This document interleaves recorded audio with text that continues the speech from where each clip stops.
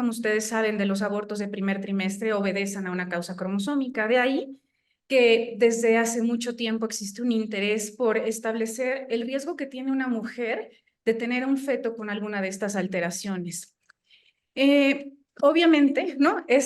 Y lo hemos visto a lo largo del tiempo, uno de los focos fundamentales y sobre el eje que giran las pruebas de tamizaje y de diagnóstico prenatal es síndrome de Down, ¿no? Sabemos que es una de las entidades más prevalentes, pero bueno, esto nos ha permitido también poder estimar los riesgos e incluso hacer diagnóstico prenatal de otras patologías cromosómicas frecuentes como trisomía 18, trisomía 13, ¿no? Sin embargo, pues obviamente esto ha ido cada vez abriendo más camino y ahora también sabemos que desde hace tiempo, pues estos tamizajes nos permiten, por ejemplo, identificar riesgo para monosomía del X, aunque, como podemos ver aquí, pues existen otras alteraciones como síndrome de Klinefelter, que es, bueno, mucho más frecuente incluso que Down, pero para las cuales no tenemos en la mayoría de las veces grandes datos prenatales que nos pudieran apoyar en el diagnóstico. Entonces, bueno, pues sabemos que todas las mujeres que se embarazan, independientemente de la edad, tienen un riesgo de tener a un bebé con cualquiera de estas anomalías. Sin embargo, desde hace mucho tiempo se sabe que existe un riesgo con la edad, ¿no?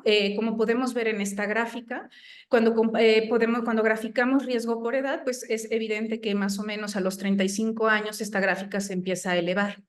Como pueden ver también aquí en esta tabla, pues vemos cómo el incremento en el riesgo es exponencial. Vemos cómo a los 20 años tenemos una probabilidad de tener a un bebé con síndrome de Down de 1 en 1250, cuando a los 40 años este riesgo se incrementa de 1 en 86 y así hacia los 45, ¿no? Claro que este riesgo es distinto para las otras alteraciones cromosómicas como lo es 13 y 18 y como vemos para las anomalías cromosómicas de cromosomas sexuales, esta frecuencia o esta probabilidad no es tan evidente. Y esto es un poco porque están aquí mezcladas todas las anomalías cromosómicas y sabemos que específicamente la monosomía del X no está directamente vinculada con la edad materna. Y por otro lado, nada más quiero puntualizar que existen otras anomalías cromosómicas como las variantes en el número de copias, es decir, estas pérdidas y ganancias de información que, como ven, son independientes de la edad materna y por lo tanto se mantiene frecuente, constante esta frecuencia, ¿no? Entonces, bueno,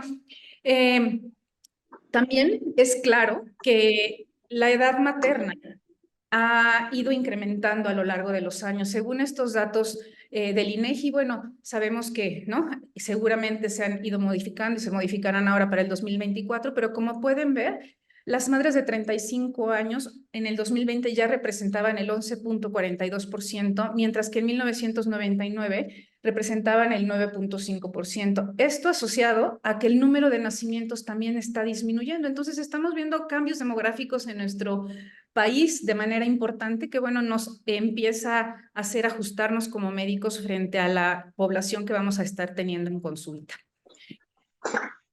Y bueno, sabemos que la edad no es el único factor de riesgo. Existen otros factores, como puede ser que alguno de los padres tenga alguna alteración estructural que los haga propensos a que tengan un mayor riesgo de tener a un bebé en siguientes embarazos con alguna alteración cromosómica, ¿no? O bien el simple hecho de haber tenido el antecedente de un hijo con trisomía 21, 13 o 18 ya los posiciona, ¿no? En una población de riesgo. Y como vamos a ver a continuación, pues obviamente cuando tenemos datos de riesgo, ya sea por tamiz convencional o después en el ultrasonido estructural.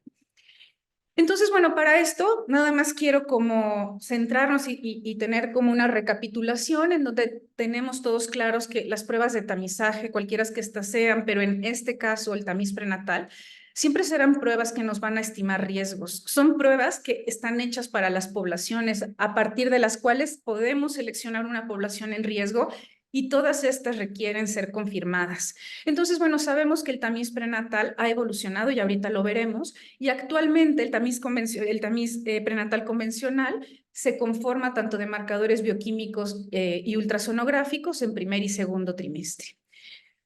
Sabemos que ante una posibilidad de riesgo, pues nosotros tendríamos que recurrir a una prueba diagnóstica y estas pruebas diagnósticas tienen que utilizar o hacer mano de técnicas forzosamente invasivas, ya sea biopsia de biocides coriales, amniocentesis o en el último de los casos cordocentesis, en donde sabemos que aunque los riesgos han disminuido mucho y son centro dependientes, la tasa de pérdida fetal es alrededor del 0.6% para amniocentesis, por ejemplo, pero sin embargo, sabemos que conlleva un riesgo y estas pruebas siempre serán paciente específicas y a partir de estas, pues nosotros podemos entonces decidir, dependiendo del cuadro clínico al que nos estemos enfrentando, qué tipo de estudio podemos utilizar para confirmar, que puede ir desde un cariotipo, como están viendo aquí, una prueba de FISH, o bien técnicas basadas en PCR hasta llegar a microarreglos o exomas, ¿no? Pero bueno, entonces, una vez que vamos viendo esto, pues sí, las pruebas de tamizaje han evolucionado mucho con los años, ¿no? Partimos en los años 70 de solo considerar la edad materna, pero si hacíamos esto, únicamente estaríamos detectando al 30% de los bebés que tienen síndrome de Down, ¿no? Sabemos que el resto, el 70%, son de mamás jóvenes y esto después fue aumentando, ¿no? Apareció el triple marcador en los 80s, en donde, bueno, ya la tasa de detección aumentaba un poco, pero todavía no era lo que queríamos, ¿no? Lograba un 70%. Se han ido sumando cosas, después aparecen los marcadores ultrasonográficos, en donde ya la tasa de detección con la translucencia nucal empieza a incrementar, pero todavía no era lo suficientemente bueno para que se decidiera y estuviéramos tranquilos, ¿no?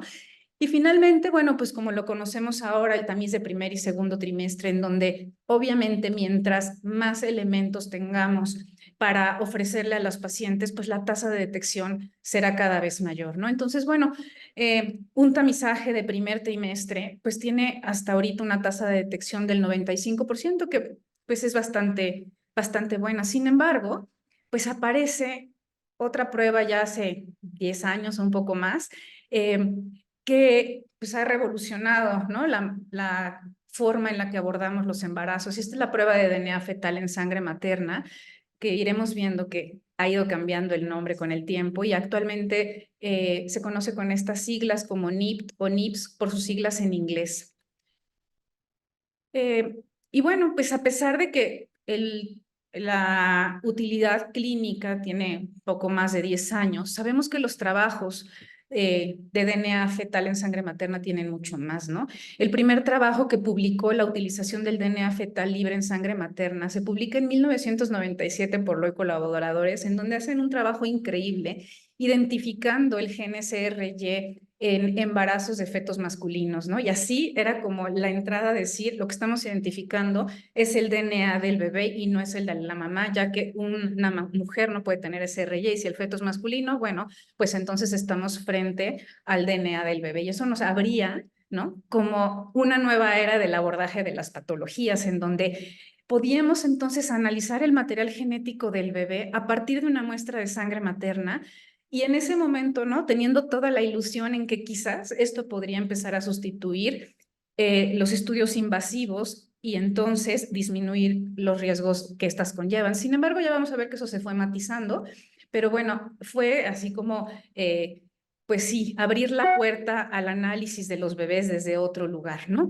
Entonces, bueno, esta prueba, sabemos que el trabajo con el DNA fetal libre en sangre materna tiene mucho tiempo, sin embargo, pues en la sangre materna no solo hay DNA fetal libre, obviamente de la mamá y del bebé, sino también hay células fetales, pero a pesar de que el trabajo con las células fetales, si ustedes ven, empezó antes que con el DNA fetal libre, la dificultad para poder trabajar con las células es mayor. Y además sabemos que el porcentaje de DNA que podemos obtener a partir de células es hasta un 25% menor que lo que se obtiene con el DNA fetal libre. Entonces, bueno, esto así como que apunta cada vez más a que el trabajo siga siendo con DNA fetal libre, aunque sabemos que el trabajo con células fetales sigue intentándose, ¿no?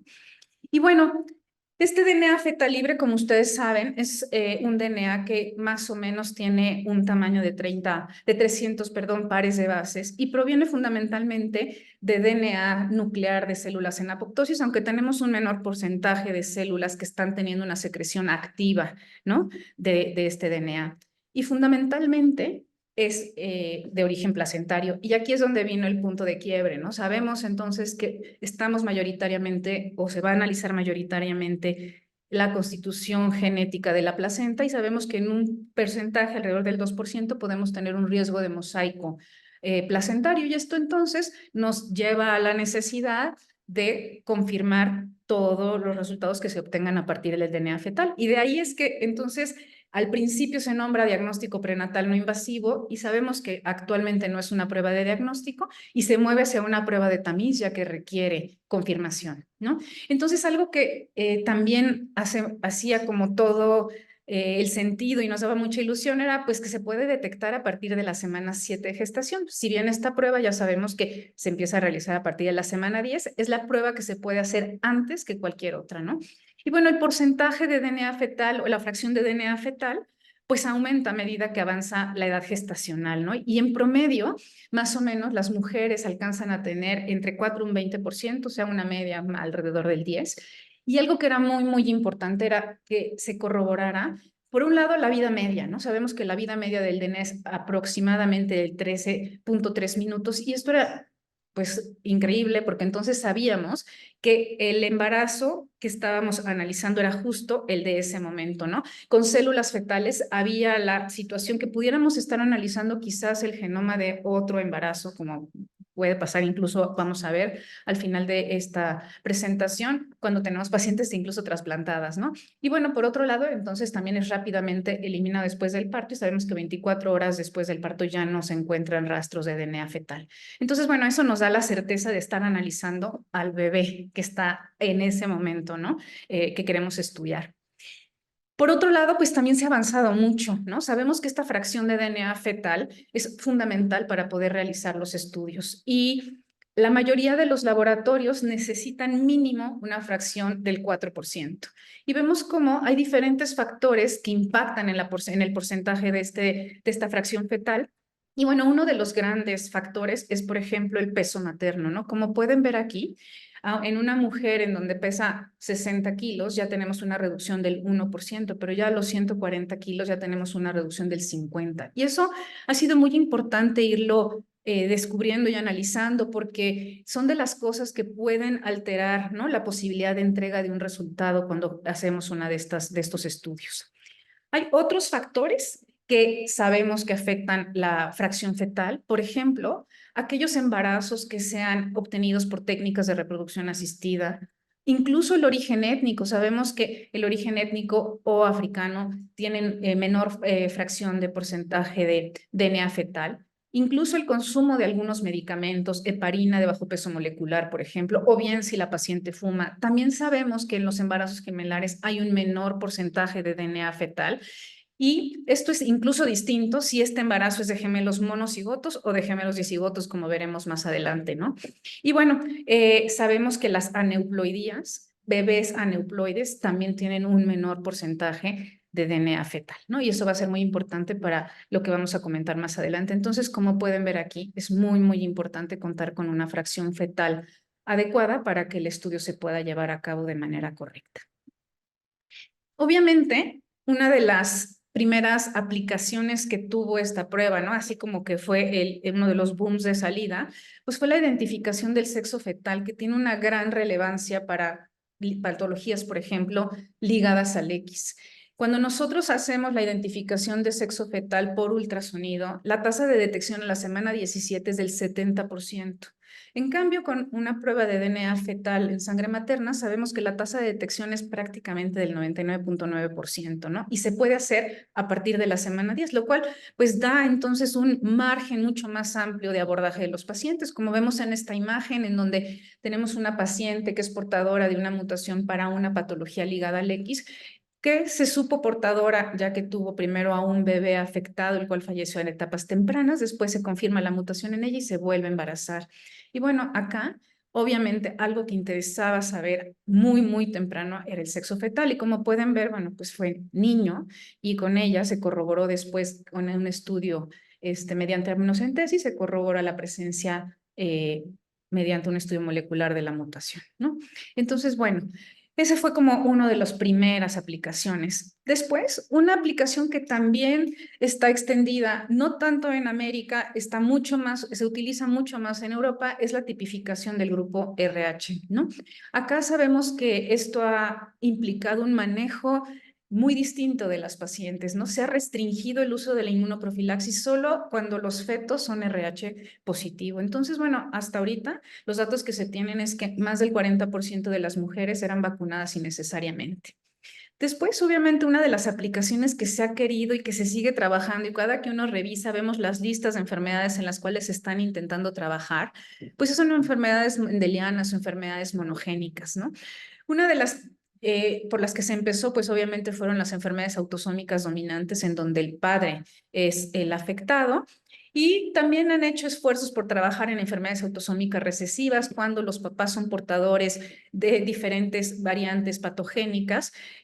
Pero bueno, todavía se sigue trabajando y la aplicación clínica para estos efectos no es tan amplia, ¿no? Entonces, bueno, pues desde hace tiempo, con la aparición de una técnica que se conoce como secuenciación masiva paralela, giró, ¿no?, la visión de este estudio, de estar intentando estudiar enfermedades monogénicas, cambia la visión de este estudio y da un giro hacia el análisis de posibles aneuploidías. Y entonces, bueno, pues con este cambio, pues este estudio se empieza más bien a difundir hacia la búsqueda de riesgo de alteraciones cromosómicas, ¿no? Fundamentalmente aneuploidías.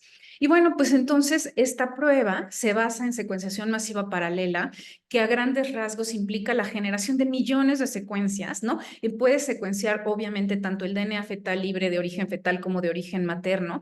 Una vez que se logra la secuenciación, entonces se puede mapear e identificar el cromosoma de origen, ¿no? Teniendo una secuencia de referencia, contarse y determinar la ploidía. Como pueden ver aquí, bueno, pues acá tenemos un porcentaje que es similar al del cromosoma 21 de origen fetal y de origen materno, y como ven acá, pues el porcentaje del cromosoma 21 de origen fetal, pues es mayor al esperado en la madre y por lo tanto, pues estaríamos en riesgo de un bebé con trisomía 21. Entonces, bueno, pues hay a grandes rasgos dos aproximaciones de este estudio. Uno, que es la utilización de este estudio de manera aleatoria, en donde se amplifican todos los fragmentos que se encuentran, y otro es algo que se empezó a desarrollar, que era el target, ¿no? Únicamente amplificar aquellas fracciones o aquellos cromosomas que nos estaban interesando en ese momento.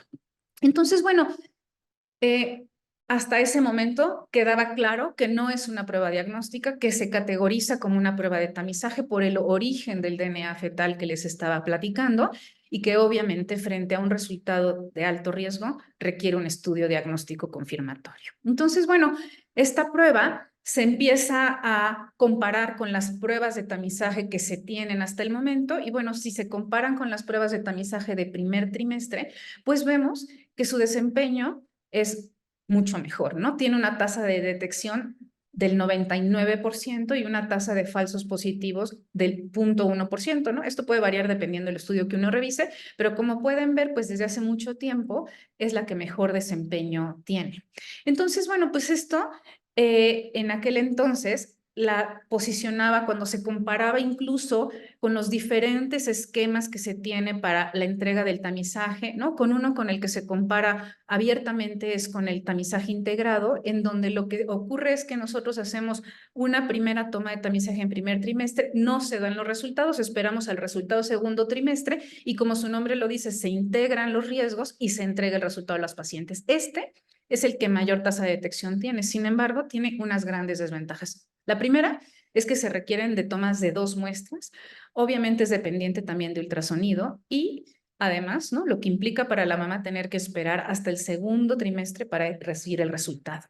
Y como ven, pues la prueba de DNA fetal en sangre materna pues tiene mayor tasa de detección y esta además implica que se puede tomar en una sola, obviamente en una sola ocasión, en la semana 10 de gestación hasta, vamos a ver, el término del embarazo, pero bueno, pues esto la seguía, ¿no?, todavía posicionando sobre todos los otros esquemas hasta el momento realizados. Entonces, bueno, pues esta prueba, cuando nosotros empezamos a trabajar con ella, se proponía como un estudio contingente, es decir, se sigue proponiendo como un estudio en donde hay que empezar con el tamizaje convencional, es decir, calculando el tamiz de primer trimestre, y a partir del tamiz de primer trimestre esto nos iba a permitir clasificar a las pacientes. Aquellas pacientes que tenían un riesgo alto, es decir, un riesgo mayor o igual a 100, tenían que irse directamente a un estudio invasivo.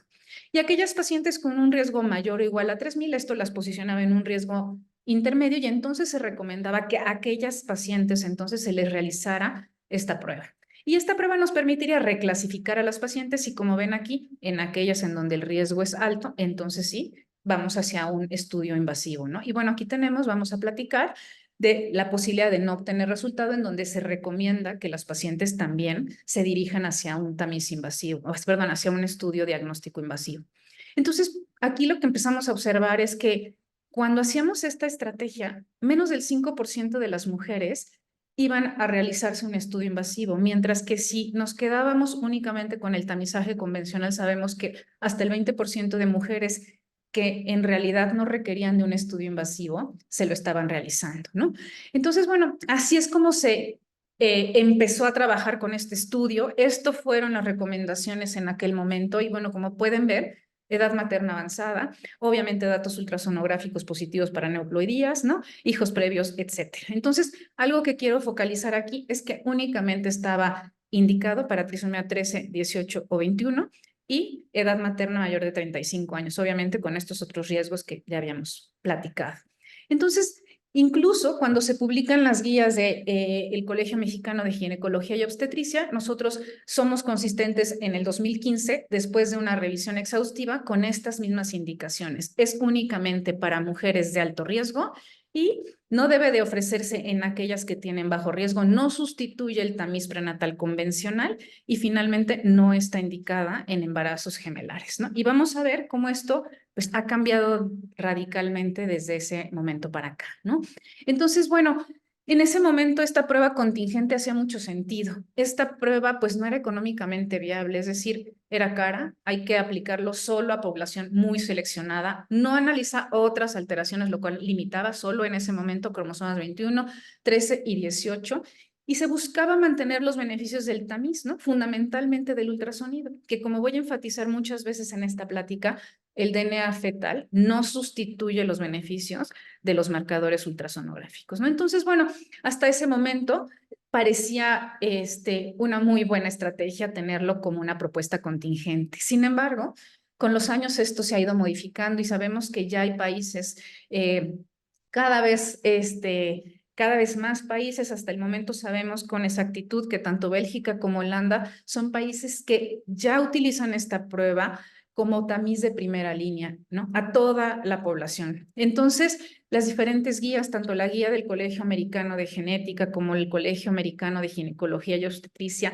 han modificado, ¿no? Estos parámetros, y ahora esta prueba ya no se está poniendo como una prueba contingente, sino se habla de que ahora es una prueba adecuada para mujeres de bajo riesgo, y que incluso se está posicionando, o más bien está posicionada ya como una prueba de tamiz de primera línea.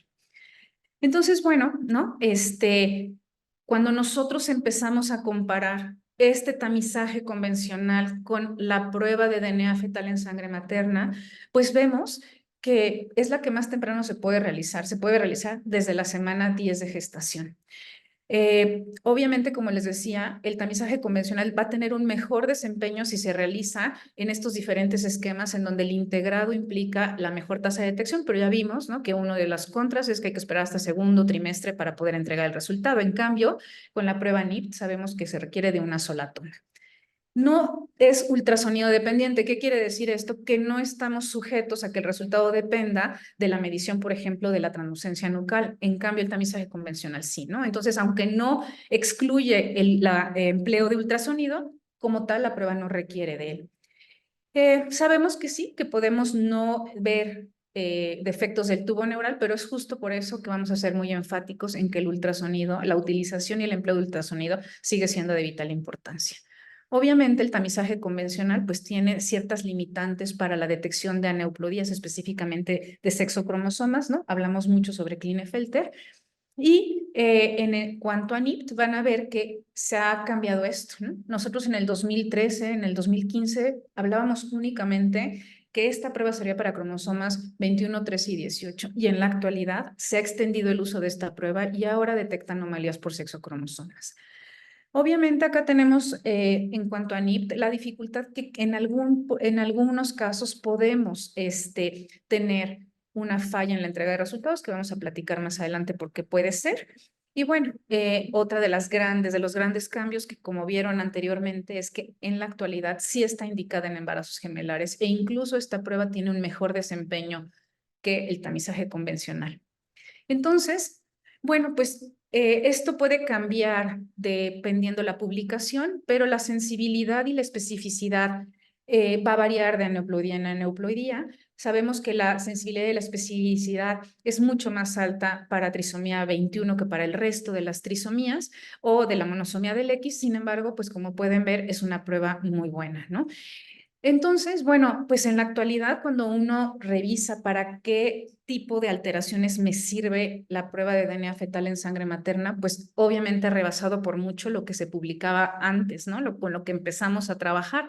Sin embargo, hay que tener cuidado. Cuando uno revisa las publicaciones, no para todos las alteraciones están validadas estas pruebas. Es decir, una cosa es que se ofrezcan y otra cosa es que ya estén validadas. ¿Para qué sí está validada? Obviamente, para trisomía 13, 18 y 21, obviamente para identificación de sexo fetal. Ahorita ya está identificado para alteraciones en sexo cromosomas, aunque ahorita voy a platicar un poco con ustedes que también tiene que ver, ¿no? Es cromosomo dependiente. Y bueno, aunque se está haciendo, pues todavía hay muchos trabajos que quedan pendientes para poder validar la identificación de CNVs. Entonces, todavía las guías de práctica clínica no recomiendan la utilización para este fin, aunque sí tengo que decir que para la que ya se tiene una recomendación moderada es para la de lesión 22q11, ¿no? Al igual que, bueno, para para otras aneuploidías todavía no está validada la prueba. Entonces, bueno, nos quedamos con las que ya sabíamos: trisomía 21, 13 y 18, identificación de sexo fetal, alteraciones por sexocromosomas y hasta ahorita con una recomendación moderada dependiendo de los hallazgos ultrasonográficos de lesión 22q11. Y bueno, entonces, cuáles serían las propuestas? ¿Qué es lo que estas guías están proponiendo? Pues están proponiendo que esta prueba está indicada en toda mujer embarazada para la estimación del riesgo de trisomía 21, 13 y 18 y sexocromosomas, independientemente de la edad, ¿no? Es decir, independientemente del riesgo solo por edad. Entonces, sabemos que existe un gran porcentaje de embarazos afectados que no solo están presentes en mamás mayores de 35 años, por eso esta prueba se vuelve muy relevante, ¿no? Entonces, sí, quiero ser clara que las guías siguen siendo muy puntuales en decir que se tiene que priorizar a las mujeres con riesgo alto, porque si ustedes ven, por ejemplo, los valores predictivos positivos, cambian, ¿no? Y eso lo tenemos que tener muy claro y podérselo explicar a los pacientes. Si ustedes comparan estos dos valores predictivos positivos, el valor predictivo positivo del análisis del cromosoma 21 en una mujer de 25 años es el 51%, a diferencia de este valor predictivo a los 40 años para el cromosoma 21 cambia el 93%, de tal manera que como el valor predictivo positivo efectivamente depende de la prevalencia de la alteración, pues estamos frente a un mejor valor predictivo en mujeres de alto riesgo. Entonces, bueno, esto sí hay que tenerlo en cuenta. Y algo que también tenemos que saber es que si decidimos empezar con ¿Qué DNA más te fetal, piden? VIH. Ujú. empezar con DNA fetal, no debe de utilizarse de manera simultánea con el tamiz convencional. Les decía que incluso tenemos que tener claro que este valor predictivo no es igual para todos los cromosomas y sí tenemos también el conocimiento de que el valor predictivo para el cromosoma X es el que menor porcentaje tiene y que tenemos que tenerlo pues siempre claro, ¿no? A la hora que ofrecemos el estudio. Como ven, estamos comparando aquí una mujer de 40 años para trisomía 21 y una mujer de 40 años para monosomía del X y vean cómo cambia el porcentaje, ¿no? Entonces, bueno, esas son de las cosas que hay que saber para cuando platiquemos con las pacientes acerca de las diferentes opciones de estudios que se tienen, pues comentarles, ¿no? Los alcances, las limitaciones y todos las situaciones que podemos observar en estos estudios. Algo que, bueno, como les decía, una indicación en el 2015 es que no estaba recomendado para embarazos gemelares y actualmente está recomendada incluso sobre las pruebas de tamizaje convencional. Tiene la limitante y sabemos que, como les había comentado, el porcentaje de DNA fetal que podemos obtener es menor que en los embarazos únicos y acá incluso se ve mucho más afectado en aquellos embarazos que son embarazos disigóticos, ya que el tener dos genomas puede alterar o dificultar un poco, digamos, la efectividad de la prueba. Entonces, como pueden ver acá, la falla en la obtención de los resultados entre gemelos dicoriónicos es mayor, ¿no? Es prácticamente el doble de lo que tenemos con gemelos monocoriónicos y esto es, bueno, por el genoma extra. Entonces, aquí nada más quiero detenerme para decir que no está indicada para embarazos de mayor orden. Y bueno, hay la posibilidad, como veíamos, de que a pesar de hacer el estudio no se obtenga un resultado. Y lo que se sugiere es no repetir el estudio, ya que ya vimos que una de las causas de no obtener el resultado es tener una neuploidía. Entonces, se sugiere que ante la falta de obtención de resultado, mejor dirijamos a la paciente directamente a un estudio invasivo que nos ayude a confirmar esto. Y bueno, también hay otra cosa con la que nos hemos empezado a enfrentar y es empezar a tener resultados discordantes que de pronto no hacen sentido con lo que estamos viendo en el bebé. Y estos resultados discordantes pueden deberse, por ejemplo, a neoplasias maternas no identificadas en la etapa previa al embarazo, o bien que haya sido un embarazo gemelar y que ahora en el momento del análisis ya lo que tengamos sea un feto evanescente, por lo que vuelvo a insistir que el ultrasonido es fundamental. Y bueno, también, por ejemplo, como les decía, mosaico fetoplacentario, obviamente en pacientes trasplantadas. Entonces, no se sugiere para pacientes que hayan recibido un trasplante menor a un año, ¿no? Y bueno, también una de las causas de resultados discordantes, pues puede ser la presencia de variantes en el número de copias materno, que puede interferir con el resultado que estamos analizando para el bebé. Entonces, bueno, pues la finalidad de esta plática y que les agradezco a todos haber escuchado es que ahora este estudio, ¿no? Ya lleva un buen tiempo en el que sabemos que se recomienda a todas las mujeres embarazadas independientemente de sus factores de riesgo y que obviamente nosotros como médicos debemos de brindar toda la información acerca de los diferentes esquemas de tamizaje que se tienen, dar tanto los alcances como las limitaciones de cada una de estas pruebas, intentando obviamente con esto disminuir lo más que se pueda, mandar a las pacientes a estudios invasivos, ¿no? Y así lograr pues disminuir el riesgo de pérdida fetal. Y bueno, pues todo esto con la intención de permitirle a la pareja y a los médicos tomar decisiones oportunas y un manejo adecuado del embarazo.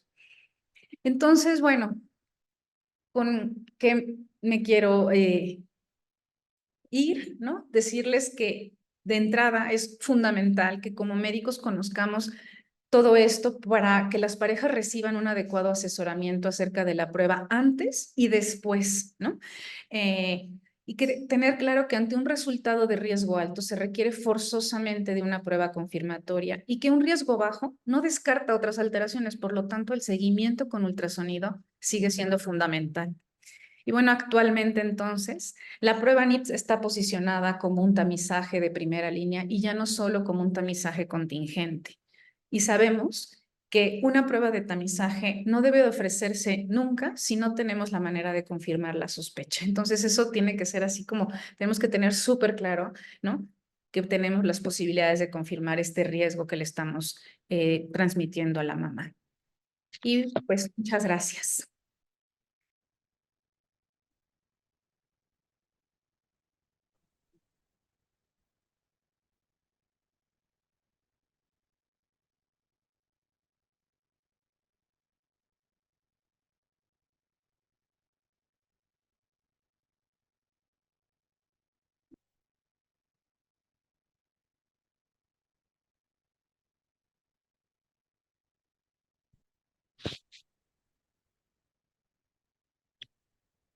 No sé si tengan alguna pregunta o algún comentario.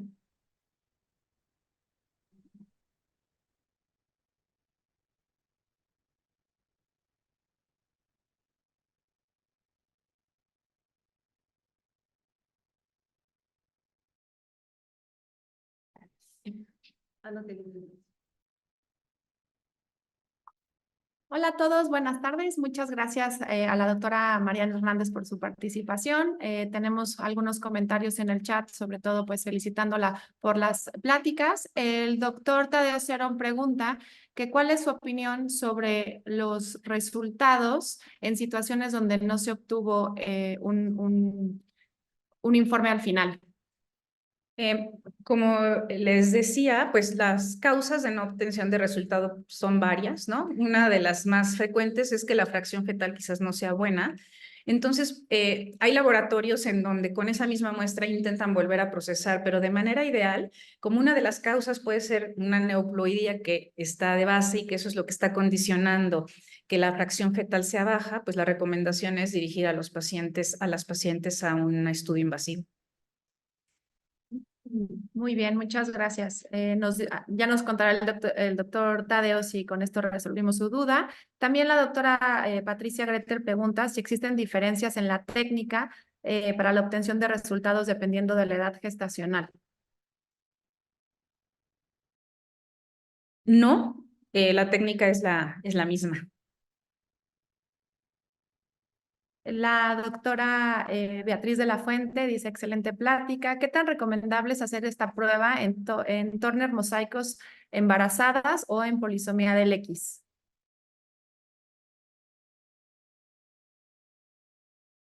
Creo que está silenciado el micrófono. Una de las alteraciones que pudieran darnos un resultado alterado es justo tener una mamá que tiene una alteración, por ejemplo, en el cromosoma X en mosaico, ¿no? Entonces ahí quizás no sería, si ya se conoce que la mamá lo tiene, no sería lo más indicado. Muy bien, también preguntan que si cuando se tiene una baja fracción fetal reiteradamente y que se puede asociar a neuploidía, si se puede calcular algún riesgo en específico, si hay algún porcentaje que se le pueda dar a la mujer embarazada. No se puede dar ningún riesgo, por eso la recomendación es directo ir a diagnóstico prenatal, porque incluso, pues aunque tú volvieras otra vez a hacer un tamiz convencional, por ejemplo, si todavía estuvieras en semanas, no es lo más recomendable, lo recomendable es directo a diagnóstico prenatal. También preguntan por qué la muestra se envía a temperatura ambiente y cuál es el tiempo adecuado para su envío. A lo mejor aprovechar para comentar sobre el tipo de tubos. Perfecto. Les voy a presentar, bueno, ya todo el mundo lo conoce, al doctor Cuautli, que está aquí conmigo y que él nos va Hola, ¿qué a tal? estar apoyando. Sí, bueno, hay diferentes tipos de tubos. En realidad la prueba se podría hacer en tubo con EDTA, con tapa lila. De hecho, da mejor calidad de DNA fetal. Sin embargo, ahí la muestra solamente aguanta 8 horas y en refrigeración. Entonces, la ventaja del tubo Streck, o es el que estamos utilizando, es que aguanta 96 horas. Eh, entonces, eso nos da a temperatura ambiente, eso nos da posibilidad de transportar la muestra desde otros estados de la República, ¿no? Eh, conforme va avanzando el tiempo, después de esas 96 horas, la calidad del DNA fetal va disminuyendo. Entonces, preferimos que sea antes de las 96 horas. De hecho, en cuanto llega la muestra, se inicia el procesamiento. Muy bien, otra de las preguntas es que si hay alguna indicación para las embarazadas de 15 años o menores. No, pueden también ser candidatas, ya que como les decía en la plática, este estudio es para todas las mujeres embarazadas independientemente de la edad y del riesgo asociado, ¿no?, que puedan tener. Otra pregunta del doctor Peñafort dice, ¿estaría recomendado hacerlo después de un PGTA? Muchas gracias por la plática. Tenemos un problema con los embarazos obtenidos por técnicas de reproducción asistida. Como les contaba justo, se ha visto que tienen cierta alteración placentaria y entonces incluso para los tamizajes convencionales se tiene problemas con los marcadores bioquímicos. Entonces se sabe que es una de las causas de tener fracciones fetales bajas. Entonces no es lo más adecuado, ¿no? Digamos que para aquellos embarazos con técnicas de reproducción asistida sí tenemos una limitante. También pregunta la doctora Flores que cuál es la razón por la cual no están validadas las CNBs y qué tipo de estudio recomendaría para evaluarlas. No están validadas porque aún no se sabe la implicación clínica que pueda tener, ¿no? Es decir, sobre todo si estamos frente a un ultrasonido normal, ¿no? Entonces, no se tiene todavía el conocimiento, digo, todas las publicaciones lo que dice es que se requieren de más estudios, ¿no? Para saber qué repercusión clínica van a tener. Pues bueno, si se sospecha de alguna en específico, pues mejor entonces un estudio invasivo con un análisis, por ejemplo, ¿no? De microarreglos que pudiera ser mucho más específico, ¿no? Que al final, pues, es el estudio. De todas También, formas, llegamos a encontrar una CNB, la confirmamos inmediatamente por un estudio de microarreglo. Es sin costo para el paciente, pero necesitamos confirmarla. Y las CNBs, la tasa de detección de CNBs va dependiendo del tamaño. Un tamaño de más de 10 megabases, por ejemplo, tenemos una mayor sensibilidad, casi del 90%. Pero ya una CNB de menos de 10 megabases, la sensibilidad llega al 70%, digamos. Los síndromes de microdeleción recurrentes, pues tenemos mayor cobertura, pero aún así la sensibilidad no es tan alta. Y para que quede ya una validación para estas CNBs, pues se requieren muchos estudios a nivel mundial de esta misma técnica que estamos utilizando para poder hacer la validación. también preguntan la opinión de la doctora Hernández sobre utilizar el DNA fetal para los abortos de primer trimestre, o sea, en DNA, en sangre materna. Pues depende, ahí no sé, la utilidad hay que tener cuidado porque ya vimos que 24 horas después ya no hay DNA fetal circulante, pero bueno, ahí tenemos la posibilidad de estudiar el aborto, entonces creo que no, a pesar de que pudiera ser útil en el momento, pero bueno, sería mejor estudiar directamente el tejido de aborto, ¿no? Si lo tenemos. Sí, probablemente depende de lo que tengamos, ¿no? Si tenemos acceso al tejido y Exacto. es algo que se acaba de, una pérdida reciente, pues a lo mejor sí podemos estudiar preferentemente el tejido, pero si no, pues a lo mejor como un plan B, ¿no? Exacto, como plan. Tanto la doctora de la Fuente como el doctor Carlos Rivera preguntan en grandes rasgos la utilidad de este tipo de pruebas para enfermedades monogénicas, por ejemplo, acondroplasia. Pues como les decía en la presentación, se han hecho muchos trabajos, acondroplasia es uno de ellos, ¿no? Sobre todo si el papá es el afectado. Entonces, bueno, todavía no hay nada consistente, ¿no? Cada vez la lista es más grande, pero todavía no está abierto a la práctica clínica, siguen trabajos de investigación. Algunos que podrían estar disponibles son alrededor de 20 enfermedades. Se seleccionaron las que son letales y son autosómicas dominantes. O sea, generalmente van a ser mutaciones de novo, son letales y esas son las que ahorita empieza apenas el tamizaje para esas monogénicas. Seguramente en unos meses o en unos años va a ir aumentando esa lista.